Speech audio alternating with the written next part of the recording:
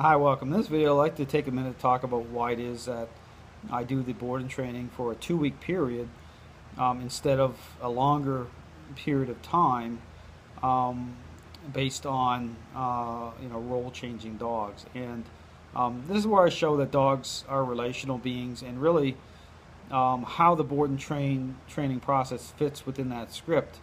It's done in such a way to really give the owner a boost to make sure that the focus comes on to the owner to change.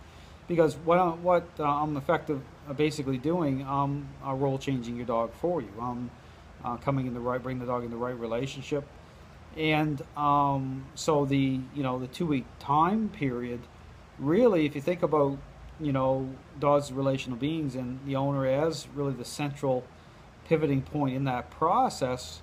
When the dog goes home, that the owner continues that script changing process, and what the board and training is really intended to do in that scripting process itself, it makes sense because again, if you're packaging up the board and train as kind of a be all and end all, and going into say 4 weeks with it, and then trying to kind of promote it as kind of a almost like giving someone a new keys to a car and say, here you go.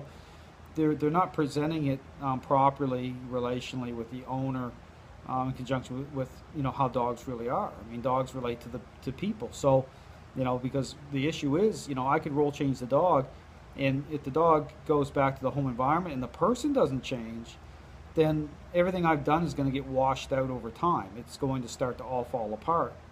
Now, if it's a month long, it'll take longer to fall apart, but it's still going to fall apart. But the problem with that is, the trainers who promote it that way, they're making a lot of money off that. I mean, if they're promoting it for a month-long period of time, and they're packaging it up that way, they're making money. And a lot of them will use remote collars to keep things kind of in line. But again, dogs are relational beings. I show why it's important that certain devices kind of fade into the background when it comes to meaningful change. I mean, in order to get to that level with dogs, it's all about making sure that the owner's coming in the right relationship at that level, at the relational level. So anyway, if it's done effectively, again, 2 weeks can be very effective so long as it's done within the right part of the process.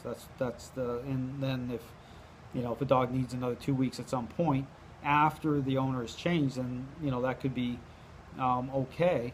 But again, it's really about understanding that it's not meant to be presented as a be all and end all. I don't present it that way.